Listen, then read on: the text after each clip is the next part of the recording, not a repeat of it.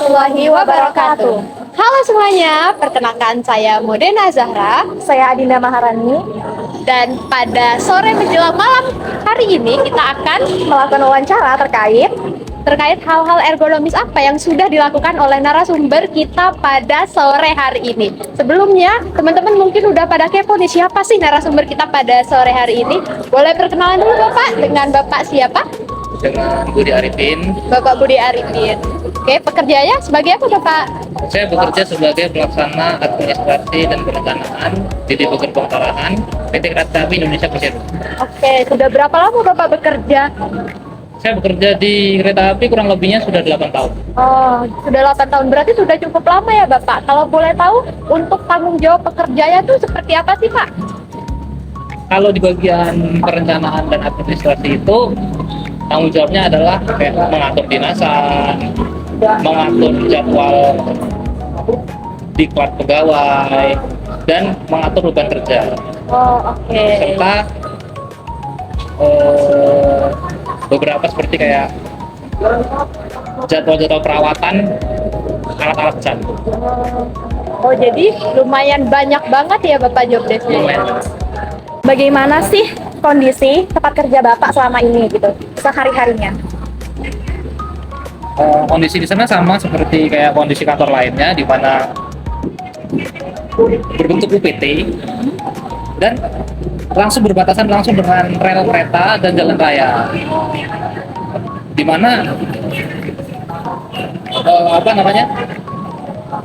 kalau dengan jalan raya kan sangat dekat tuh, ya pasti ada kebisingan dari kendaraan, tapi yang tidak terlalu karena kan di ruangan pasti ada pintunya ya kan. Dan untuk yang di rel itu jaraknya sudah diatur sesuai dengan peraturan yang ada, jadi sangat aman. Mungkin Bapak bisa menjelaskan kayak situasi Bapak bekerja itu di dalam ruangan atau? Iya.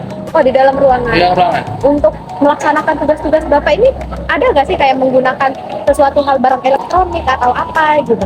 Ada, karena kami itu pasti mengerjakan semuanya pakai elektronik ya, kan digitalisasi sekarang ya, nggak mungkin semuanya ditulis. Iya, benar. Ya kan. Jadi semuanya emang dikerjakan pakai komputer, input data ataupun editing lainnya semua pakai komputer. Dan aplikasi-aplikasi pun, aplikasi kerja lainnya itu diterapkan di komputer dan di smartphone juga. Oke, berarti antara komputer dan smartphone itu saling berhubungan. Ya, saling sinkron semuanya. Untuk intensitas dari penggunaan barang elektronik ini Bapak, apakah seimbang dengan kegiatan yang di luar itu? Kayak misalnya Bapak berdiri atau melihat situasi atau bagaimana gitu? Atau lebih banyak di Kalau untuk yang di kantor, dia emang cenderung mayoritas banyak dihabiskan di depan komputer ya kan. Nah, untuk yang menggunakan smartphone berbasis Android yang digunakan untuk mengecek gerbong itu langsung di bawah.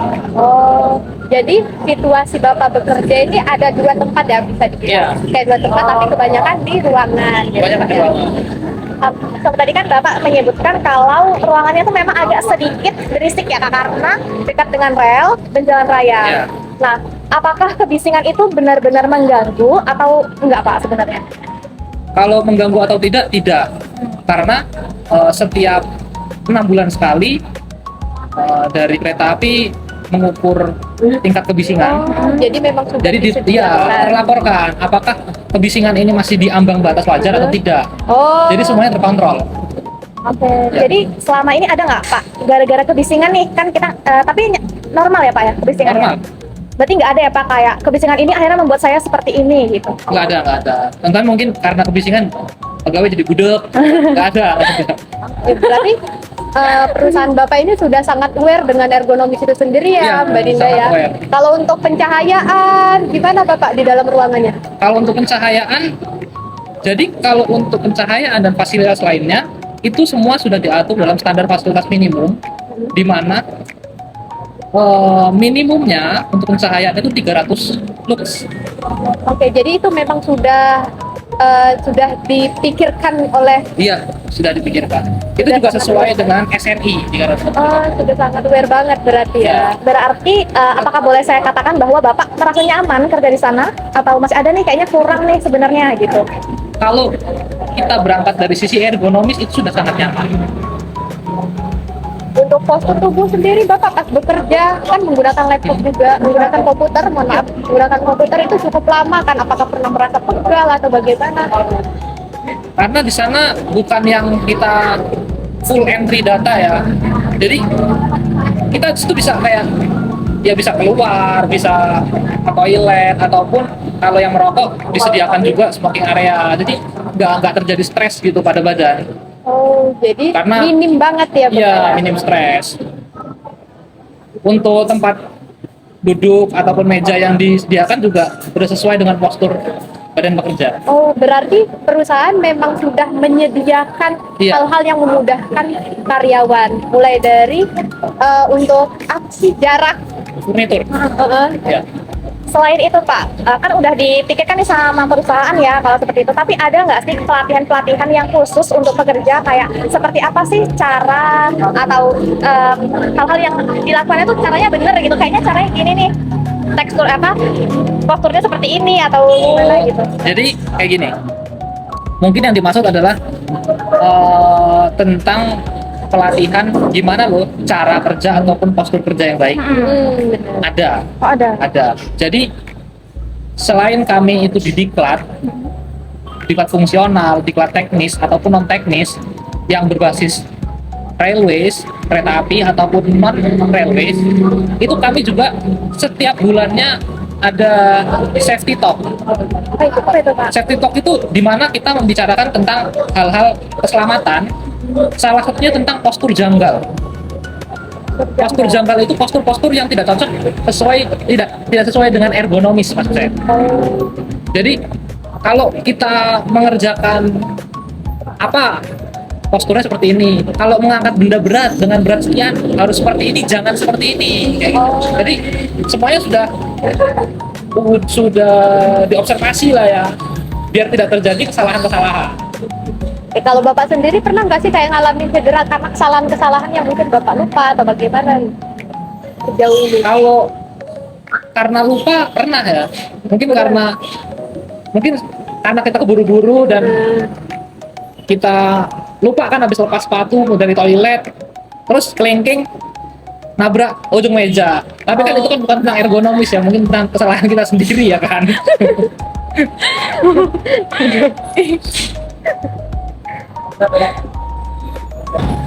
Oh, berarti hal-hal kecil ini sebenarnya atas kecerobohan Bapak sendiri Iya, ya? bisa jadi itu kecerobohan kita sendiri karena dari perusahaan sudah menyediakan fasilitas, baik itu fasilitas mebel yang kayak dibilang tadi, alat kerja, alat pendukung, dan APD. Oh, jadi memang sudah menyediakan APD Lengkap ya? semuanya juga dari atas sampai bawah.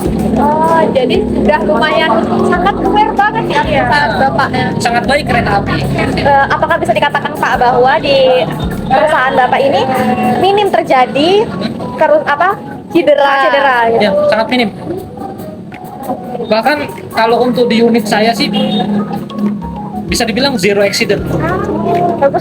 Jadi selama Bapak bekerja selama 8 tahun ini nggak pernah terjadi. Nggak pernah. Cuman apa nih Pak hal-hal yang terjadi biasanya? Ya kalau kita mungkin ya yang terjadi kan kalau terjadi pasti terjadi, teman bukan dalam bentuk kesalahan kerja ataupun kecelakaan kerja. Tapi kalau kita ngomong kecelakaan kerja, konteks berangkat dari rumah ke tempat kerja itu bisa dihitung sebagai kecelakaan kerja. Nah, akan tetapi hal itu kan bukan dalam wilayah kerja kita, ya kan? Nah, itu nggak bisa juga dong dibilang kayak, oh ini nggak ergonomis nih atau gimana gitu kan. Tapi itu bisa dibilang mungkin orangnya kurang tidur berangkat dari rumah ataupun dari rumah tadi lupa makan, lapar, buru-buru, jadi naik motor nggak konsen. Tapi Lain dong itu dengan ini. Tapi untuk jam kerjanya juga termasuk normal. Normal dan sangat wajar sesuai dengan peraturan Kemnaker, di mana kita bekerja maksimal 8 jam satu hari. Berarti beban kerja yang Bapak rasakan ini sesuai lah ya dengan kapasitas Bapak. Iya, Bener.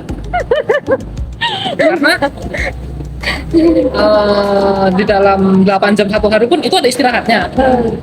Dan di sana terbagi menjadi 3 kelompok, yang mana pekerja lapangan shift dan non shift, lalu pekerja staff yang di kantor non shift juga, Ya.